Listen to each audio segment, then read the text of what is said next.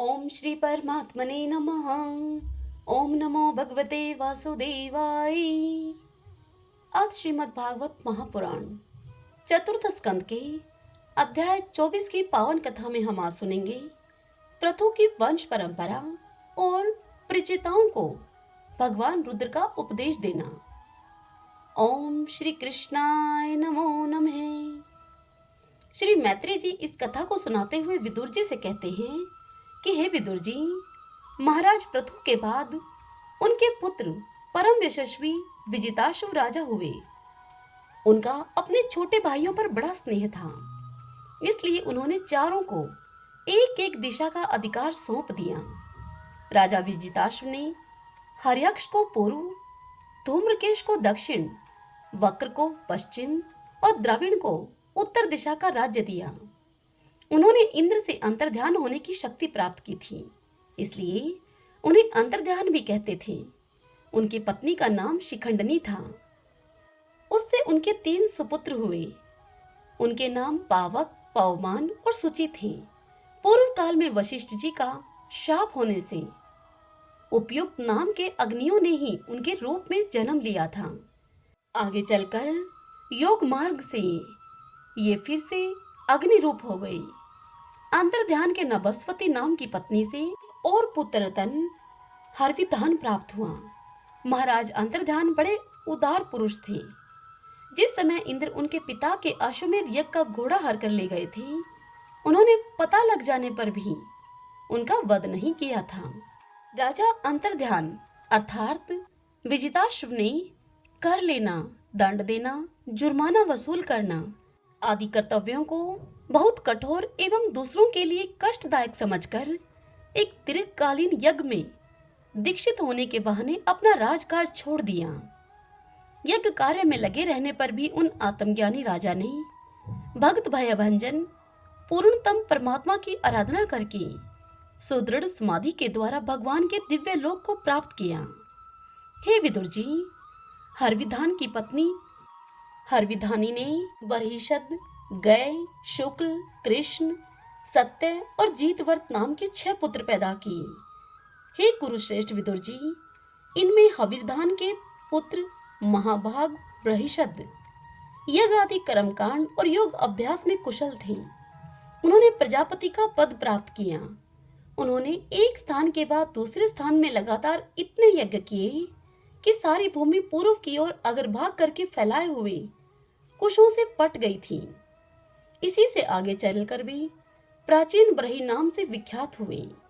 राजा प्राचीन बरही ने ब्रह्मा जी के कहने से समुद्र की कन्या शतद्रुति से विवाह किया था। सर्वांग सुंदरी किशोरी शतद्रुति सुंदर वस्त्र आभूषणों से सज धज कर विवाह मंडप में जब भांवर देने के लिए घूमने लगी, तब स्वयं अग्निदेव भी मोहित होकर उसे वैसे ही चाहने लगे जैसे कि शुकी को चाहा था उन्होंने।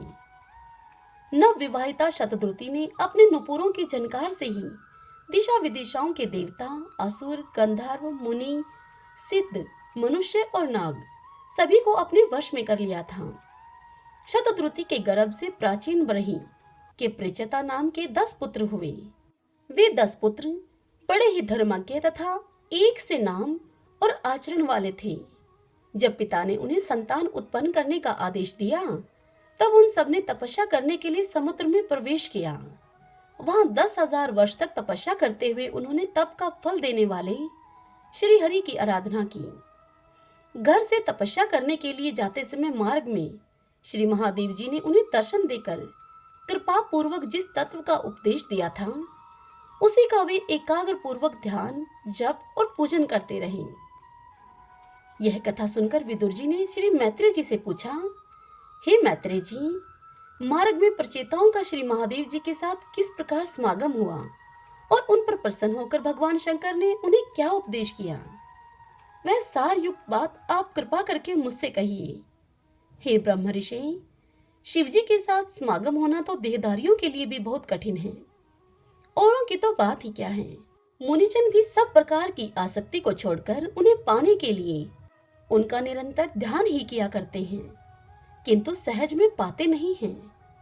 यद्यपि भगवान शंकर आत्माराम हैं, उन्हें अपने लिए न कुछ करना है न कुछ पाना, तो भी इस लोक सृष्टि की रक्षा के लिए वे अपने घोर रूपा शक्ति अर्थात शिवा के साथ सर्वत्र विचरते रहते हैं। विदुर जी की इस बात को सुनकर श्री मैत्रेय जी ने उनसे कहा, हे विदुर जी, साधु स्वभाव प्रचेतागण पिता की आज्ञा शिरोधार्य करके तपस्या में चित लगाकर पश्चिम की ओर चल दिए।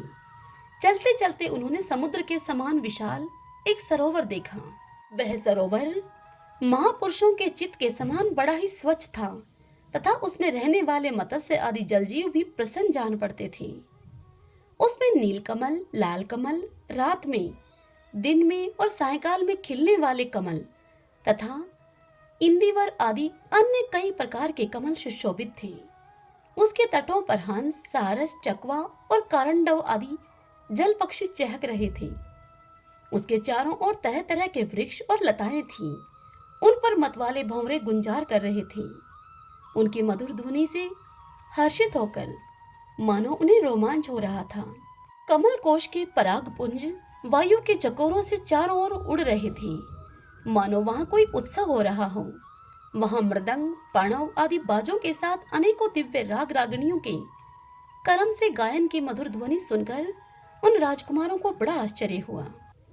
इतने में ही उन्होंने देखा कि देवादिदेव महादेव शंकर अपने अनुचरों के सहित उस सरोवर से बाहर आ रहे हैं।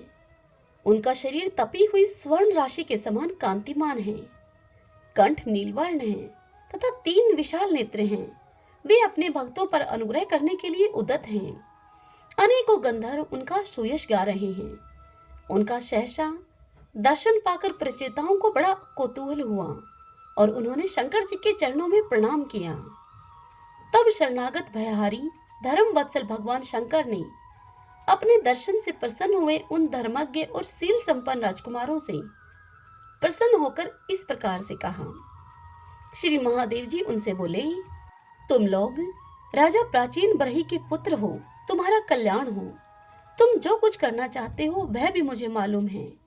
इस समय तुम लोगों पर कृपा करने के लिए ही मैंने तुम लोगों से इस प्रकार दर्शन दिया है। जो व्यक्ति अव्यक्त प्रकृति तथा जीव संज्ञक पुरुष, इन दोनों के नियामक भगवान वासुदेव की साक्षात शरण लेता है, वह मुझे परम प्रिय है। अपने वर्णाश्रम धर्म का भली भांति पालन करने वाला पुरुष 100 जन्म के बाद ब्रह्मा के पद को प्राप्त होता है और इससे भी अधिक पुण्य होने पर वह मुझे प्राप्त होता है। परंतु जो भगवान का अनन्य भक्त है, वह तो मृत्यु के बाद ही सीधे भगवान विष्णु के उस सर्व प्रपंचातीत परम पद को प्राप्त हो जाता है, जिसे रुद्र रूप में स्थित मैं तथा अन्य आधिकारिक देवता अपने अपने अधिकार की समाप्ति के बाद प्राप्त करेंगे। तुम लोग भगवत भगत होने के नाते मुझे भगवान के समान ही प्यारे हो। इसी प्रकार भगवान के भक्तों को भी मुझसे बढ़कर और कोई कभी प्रिय नहीं होता। अब मैं तुम्हें एक बड़ा ही पवित्र, मंगलमय और कल्याणकारी स्तोत्र सुनाता हूं। तुम लोग इसका शुद्ध भाव से जप करना। श्री मैत्रेय जी विदुर जी से कहते हैं कि हे विदुर जी, तब नारायण परायण करुणाद्र हृदय भगवान शिव ने अपने सामने हाथ जोड़े खड़े हुए उन राजपुत्रों को यह स्तोत्र सुनाया। भगवान रुद्र स्तुति करने लगे, भगवान आपका उत्कर्ष उच्च कोटि के आत्मज्ञानियों के कल्याण के लिए, निजानंद लाभ के लिए है। उससे मेरा भी कल्याण हो। आप सर्वदा अपने निर्तिशय परमानंद स्वरूप में ही स्थित रहते हैं। ऐसे सर्वात्मक आत्म स्वरूप आपको नमस्कार है। आप पद्मनाभ अर्थात समस्त लोगों के आदि कारण हैं। भूत सूक्ष्म अर्थात तन्मात्र और इंद्रियों के नियंता, शांत, एकरस और स्वयं प्रकाश वासुदेव अर्थात चित्त के अधिष्ठाता भी आप ही हैं। आपको नमस्कार है। आप ही सूक्ष्म, अनंत और मुखाग्नि के द्वारा संपूर्ण लोगों का संहार करने वाले, अहंकार के अधिष्ठाता, संकर्षण तथा जगत के प्रकृष्ट ज्ञान के उद्गम स्थान बुद्धि के अधिष्ठाता प्रद्युम्न हैं। आपको नमस्कार है। आप ही इंद्रियों के स्वामी, मनस्तत्व के अधिष्ठाता भगवान अनिरुद्ध हैं। आपको बारंबार नमस्कार है। आप अपने तेज से जगत को व्याप्त करने वाले सूर्य देव हैं। पूर्ण होने के कारण आप में वृद्धि और क्षय नहीं होता। आपको नमस्कार है। आप स्वर्ग और मोक्ष के द्वारा तथा निरंतर पवित्र हृदय में रहने वाले हैं। आपको नमस्कार है।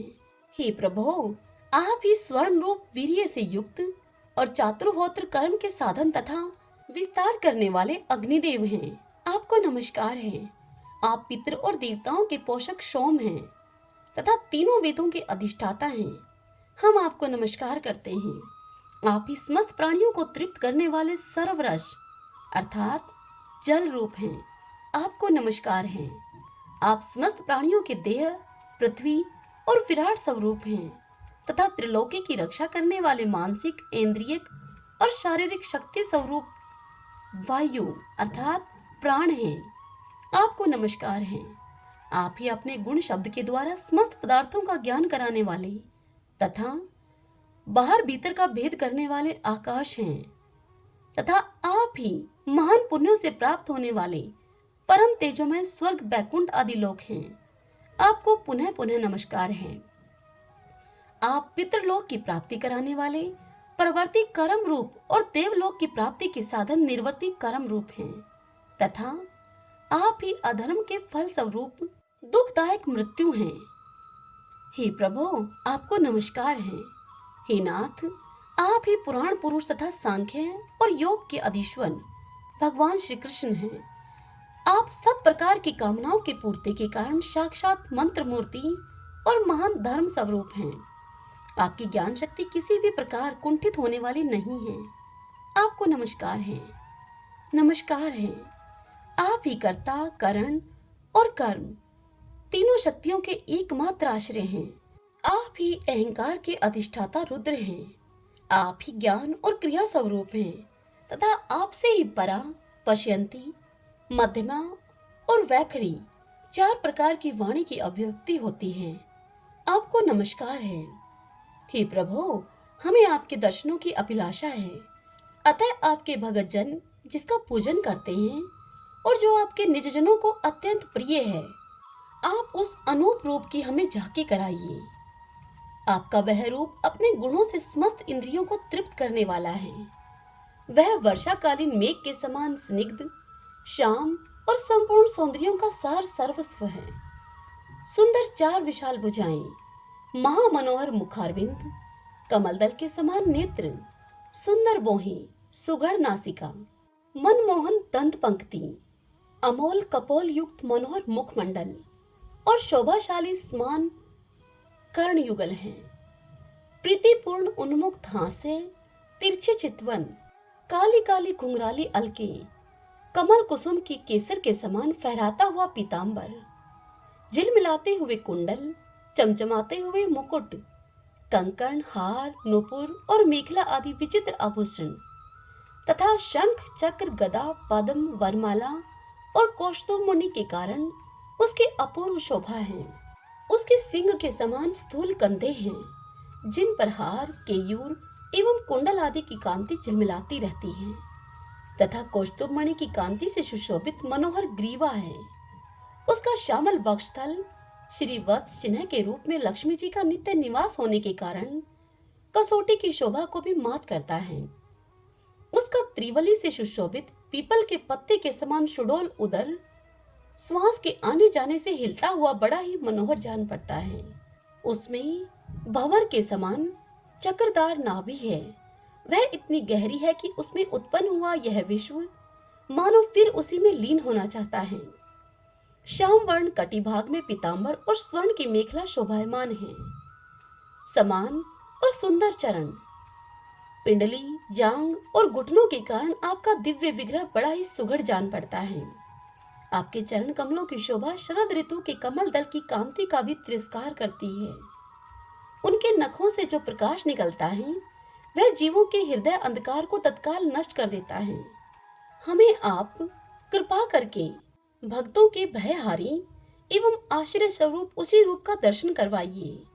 हे जगत गुरु, हम अज्ञानवृत प्राणियों को अपनी प्राप्ति का मार्ग बतलाने वाले आप ही हमारे गुरु हैं। हे प्रभु, चित्त शुद्धि की अभिलाषा रखने वाले पुरुष को आपके इस रूप का निरंतर ध्यान करना चाहिए। इसकी भक्ति ही स्वधर्म का पालन करने वाले पुरुषों को अभय करने वाली है। स्वर्ग का शासन करने वाला इंद्र भी आपको ही पाना चाहता है तथा विशुद्ध आत्मज्ञानियों की गति भी आप ही हैं। इस प्रकार आप सभी देहधारियों के लिए अत्यंत दुर्लभ हैं। केवल भक्तिमान पुरुष ही आपको पा सकते हैं। सब पुरुषों के लिए भी दुर्लभ अनन्य भक्ति से भगवान को प्रसन्न करके, जिनकी प्रसन्नता किसी अन्य साधना से दुस्साध्य है, ऐसा कौन होगा जो उनके चरण तल के अतिरिक्त और कुछ चाहेगा।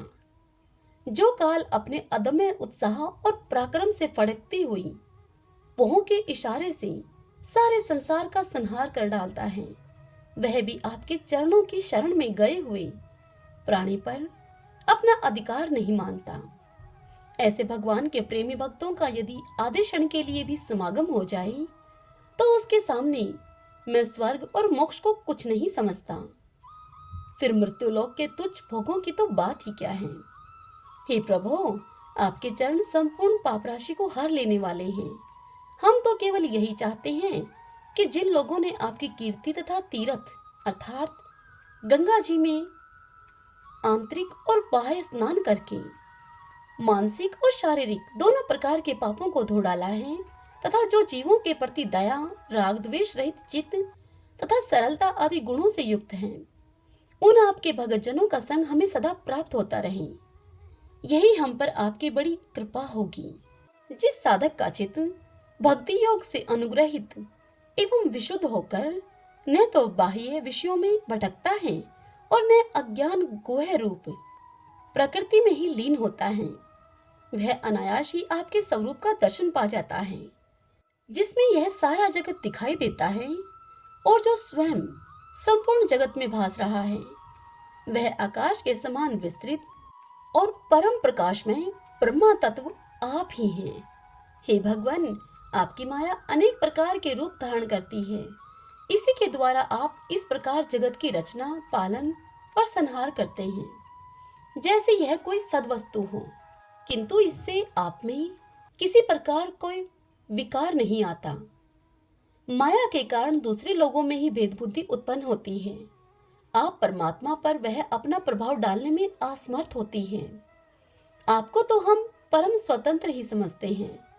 आपका स्वरूप पंचभूत, इंद्रिय और अंतःकरण के प्रेरक रूप से उपलक्षित होता है। जो कर्मयोगी पुरुष सिद्धि प्राप्त करने के लिए तरह तरह के कर्मों के द्वारा आपके इस सगुण साकार स्वरूप का श्रद्धा पूर्वक भली भांति पूजन करते हैं, वे ही वेद और शास्त्रों के सच्चे मर्मज्ञ हैं। हे प्रभु, आप ही अद्वितीय आदि पुरुष हैं। सृष्टि के पूर्व आपकी माया शक्ति सोई रहती है, फिर उसी के द्वारा सत्व, रज और तम रूप गुणों का भेद होता है और इसके बाद उन्हीं गुणों से महतत्व, अहंकार, आकाश, वायु, अग्नि, जल, पृथ्वी, देवता, ऋषि और समस्त प्राणियों से युक्त इस जगत की उत्पत्ति होती है।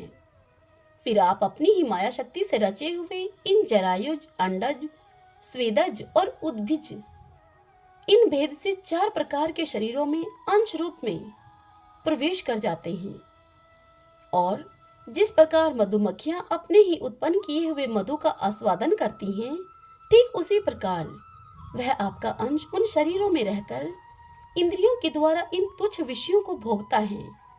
आपके उस अंश को ही पुरुष या जीव कहते हैं। हे प्रभु, आपका तत्व ज्ञान प्रत्यक्ष से नहीं, अनुमान से होता है। प्रलय काल उपस्थित होने पर काल स्वरूप आप ही अपने प्रचंड एवं असहाय वेग से पृथ्वी आदि भूतों को अन्य भूतों से विचलित कराकर समस्त लोकों का संहार कर देते हैं। जैसे वायु अपने असहनीय एवं प्रचंड झोंकों से मेघों के द्वारा मेघों को तितर बितर करके नष्ट कर डालती है, ठीक उसी प्रकार हे प्रभु, हे भगवान, यह मोहग्रस्त जीव प्रमादवश हर समय इसी चिंता में रहता है कि अमोघ कार्य करना है, इसका लोभ बढ़ गया है और इसे विषयों की ही लालसा बनी रहती है। किंतु आप सदा ही सजग रहते हैं। भूख से जीभ लपलपाता हुआ सर्प जैसे चूहे को चट कर जाता है, ठीक उसी प्रकार आप अपने काल स्वरूप से उसे सहसा लील जाते हैं। आपकी अवहेलना करने के कारण अपनी आयु को व्यर्थ मानने वाला ऐसा कौन विद्वान होगा जो आपके चरण कमलों को बिसराएगा। इसकी पूजा तो काल की आशंका से ही हमारे पिता ब्रह्मा जी और स्वयंभू आदि 14 मनुओं ने भी बिना कोई विचार किए केवल श्रद्धा से ही की थी। हे ब्राह्मण, इस प्रकार सारा जगत रुद्र रूप काल के भय से व्याकुल है। अतः हे परमात्मन, इस तत्व को जानने वाले हम लोगों के तो इस समय आप ही सर्वथा भय शून्य आश्रय हैं। हे राजकुमारों, तुम लोग विशुद्ध भाव से स्वधर्म का आचरण करते हुए भगवान में चित्त लगाकर मेरे कहे हुए इस स्तोत्र का जप करते रहो। भगवान तुम्हारा मंगल करेंगे। तुम लोग अपने अंतःकरण में स्थित उन सर्वभूतांतर्यामी परमात्मा श्री हरि का ही बार बार सत्वन और चिंतन करते हुए पूजन करो। मैंने तुम्हें यह योगादेश नाम का स्तोत्र सुनाया है। तुम लोग इसे मन से धारण करके मुनि व्रत का आचरण करते हुए इसका एकाग्रता से आदर पूर्वक अभ्यास करो। यह स्तोत्र पूर्व काल में जगत विस्तार के इच्छुक प्रजापतियों के पति भगवान ब्रह्मा जी ने प्रजा उत्पन्न करने की इच्छा वाले हम भृगु आदि अपने पुत्रों को सुनाया था। जब हम प्रजापतियों को प्रजा का विस्तार करने की आज्ञा हुई, तब इसी के द्वारा हमने अपना अज्ञान निर्वर्त करके अनेक प्रकार की प्रजा उत्पन्न की थी। अब भी जो भगवत परायण पुरुष इसका एकाग्र चित्त से नित्य प्रति जप करेगा, उसका शीघ्र ही कल्याण हो जाएगा। इस लोक में सब प्रकार के कल्याण साधनों में मोक्षदायक ज्ञान ही सबसे श्रेष्ठ है। ज्ञान नौका पर चढ़ा हुआ पुरुष अनायास ही इस दुस्तर संसार सागर को पार कर लेता है। यद्यपि भगवान की आराधना बहुत कठिन है, किंतु मेरे कहे हुए इस स्तोत्र का जो श्रद्धा पूर्वक पाठ करेगा, वह सुगमता से ही उनकी प्रसन्नता प्राप्त कर लेगा। भगवान ही संपूर्ण कल्याण साधनों के एकमात्र प्यारे प्राप्तव्य हैं।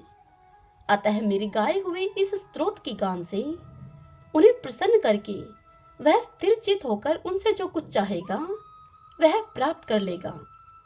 जो पुरुष उषय काल में उठकर इसे श्रद्धा पूर्वक हाथ जोड़कर सुनता या सुनाता है, वह सब प्रकार के कर्म बंधनों से मुक्त हो जाता है। हे राजकुमारों, मैंने तुम्हें जो यह परम पुरुष परमात्मा का स्तोत्र सुनाया है, इसे एकाग्र चित्त से जपते हुए तुम महान तपस्या करो। तुम्हारी तपस्या पूर्ण होने पर इसी से तुम्हें अभिष्ट फल प्राप्त हो जाएगा। हरि ओम तत्सत। ओम नमो नारायण। ओम नमो नारायण। भगतजनों, आज की यह कथा यहीं समाप्त हुई। इससे आगे कल की कथा में हम सुनेंगे राजा पुरंजन की कथा। जय श्री कृष्ण, राधे राधे। यदि कथाएं आपको पसंद आ रही हैं तो कमेंट बॉक्स में जय श्री कृष्ण जरूर लिखें और वीडियो को लाइक कीजिएगा।